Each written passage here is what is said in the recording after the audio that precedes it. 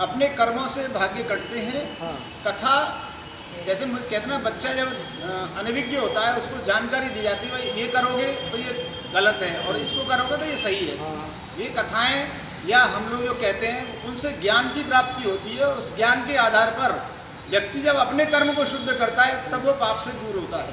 तो कथा केवल कथा सुनने से नहीं होता, सुनने के बाद उसका मनन करेगा, चिंतन करेगा, उसके बाद उसके अपने जीवन में क्रिया रूप में परिणित करेगा, तब जाकर उसका असर होगा। कथा स्थल पर कितने लोगों के बैठने की क्षमता है? कथा स्थल पर बैठने की 2000 की क्षमता है। अच्छा।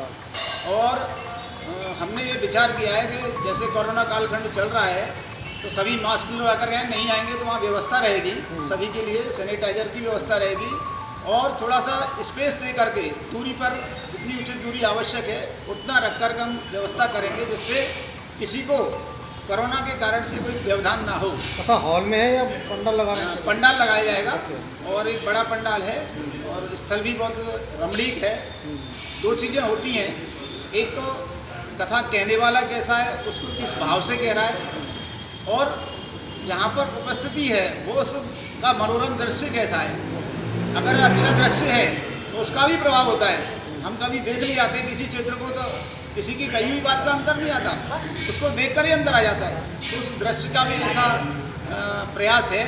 हम लोगों के माध्यम से हमारी सारी टीम इसमें लगी हुई है और आप सबका भी बड़ा सहयोग है, समय निकाल करके आए हैं। आप सबको भी धन्यवाद इस बात का है तो सर्व व्यवस्था प्रमुख की जिम्मेदारी मुझे दी है और मेरी तरफ से कोई त्रुटि होगी तो आप मुझे क्षमा भी करेंगे और ये चाहेंगे भी कि आप सभी परमात्मा के अंश हैं, मेरी तरह हैं। हम सभी उसी प्रयास से, भले ही किसी भी ट्रेड में काम करते होंगे, लेकिन हम सभी भक्त भी हैं, इंसान भी हैं। इसके नाते जो मेरा कर्म समाज के लिए संभव है मैं हर तरह से पूरा करूँगा। ये इस कथा के पीछे क्या ज़्यादा भीड़ को लाना उद्देश्य ज़्यादा है या और है? भीड़ लाने का उद्देश्य नहीं और कोई भीड़ भी नहीं होती है। हाँ। ये भीड़ शब्द ही मुझे बहुत गलत लगता है। मैं इंसान हूँ, बाकी सब भीड़ है, ऐसा क्यों सोचते हैं? भाई ये भी इंसान है, ये भी इंसान है, सब मिल गए तो भीड़ हो गई, भीड़ नहीं है।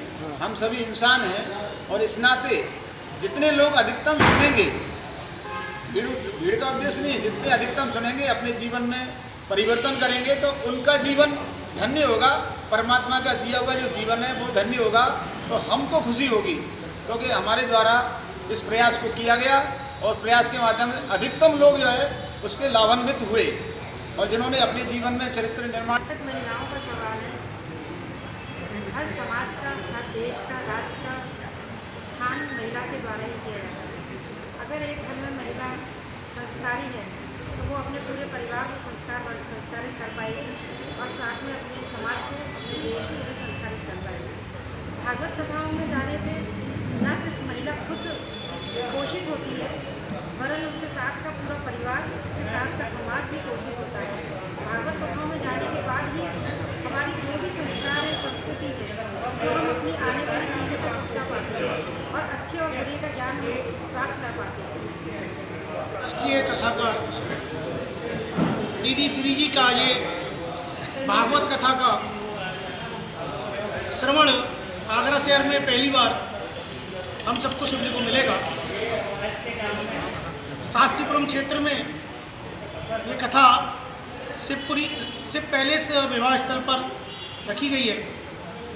कोरोना की सभी तरह की व्यवस्था वहाँ रहेगी। मैं पूरे आगरा शहर के सभी बंधुओं, विशेषकर शास्त्रीपुरम और सिकंदरा क्षेत्र की माता बहनों से 2 अप्रैल की कलश यात्रा में सहभागी बनने का और 3 अप्रैल से 9 अप्रैल तक 7 दिन भागवत कथा श्रवण के लिए सभी से आग्रह करता हूँ, निवेदन करता हूँ। कथा जो है, भागवत कथा सुनने से, श्रवण करने से बोलने वाले और सुनने वाले दोनों का ही कल्याण होता है। और ये हमारी सांस्कृतिक परंपरा और जो सनातन परंपरा चली आ रही है, ये उसका एक दर्पण है। और भागवत के बारे में कहा जाता है कि भागवत जो है वो भगवान के द्वारा अपने मुख से बोले गए वचन हैं। तो सीधी बात ये है कि भागवत कथा सुनने का मतलब ये है भगवान की जो बोली है, भगवान के जो वचन है उसको सुनना और उसका श्रवण करना और उसको अपने जीवन में अमल करना। और बिना भागवत कथा के मतलब मनुष्य का जीवन अधूरा है। हमारी जो सांस्कृतिक एकता है, हमारा हो सकता है कि राज्य की दृष्टि से हम अलग अलग हों, लेकिन जो सांस्कृतिक भारत जो है, आप सभी जानते हैं कि हमारे देश में कहा जाए आर्यावर्त, जम्बू द्वीप और भरतखंडे, ये आर्यावर्त क्षेत्र ये पूरा विस्तृत भारत था। यानी संस्कृति हमारी इतनी सनातन संस्कृति बहुत विशाल संस्कृति है। ये जम्बू द्वीप भरतखंड है, जिस भारतवर्ष में हम रहते हैं जो अब विभाजित हो चुका है वो भरतखंड है। वास्तव में हमारी जो संस्कृति है, जब आप भागवत को पढ़ेंगे, उसका स्मरण करेंगे, उसका ध्यान करेंगे, उसका श्रवण करेंगे, तो आपको पता लगेगा कि कितनी रिच हेरिटेज को हम बिलोंग करते हैं। दुर्दैव की बात ये है कि हमारे ये जो आजकल के युवा हैं ये इसको भूलते जा रहे हैं। ये भागवत कथा का आयोजन केवल इसलिए होता है कि हम अपनी संस्कृति से रूबरू हों। अभी आप सभी बंधुओं ने देखा होगा कि एक चैनल के ऊपर आ रहा है कि इतिहास जो गलत पढ़ाया गया, इतिहास जो गलत पढ़ाया गया का मतलब केवल ये है कि कतिपय पॉलिटिकल रीजंस के कारण हमारे देश की जो संस्कृति है कुछ लोगों ने उसको गलत तरीके से गढ़ दिया और उसका दुष्परिणाम हमें अपने युवाओं को जो है गलत शिक्षा से मिल गई। आज जो हम इतिहास पढ़ रहे हैं वो हमारा जो इतिहास है वो विकृत इतिहास है।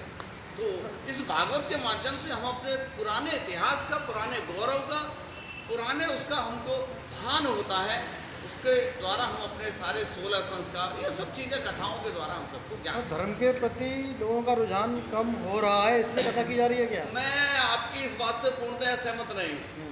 असल में बात यह है कि धर्म भी बढ़ रहा है और पापाचार भी बढ़ रहा है।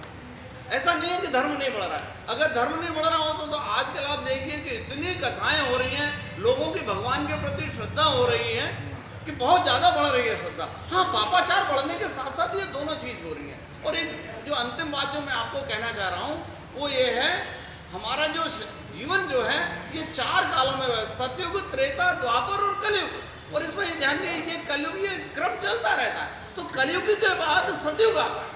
इस बात को ध्यान रखने की आवश्यकता है। इसका मतलब ये है कि इस पापाचार के बाद धर्म का युग आएगा, सतयुग ही आएगा।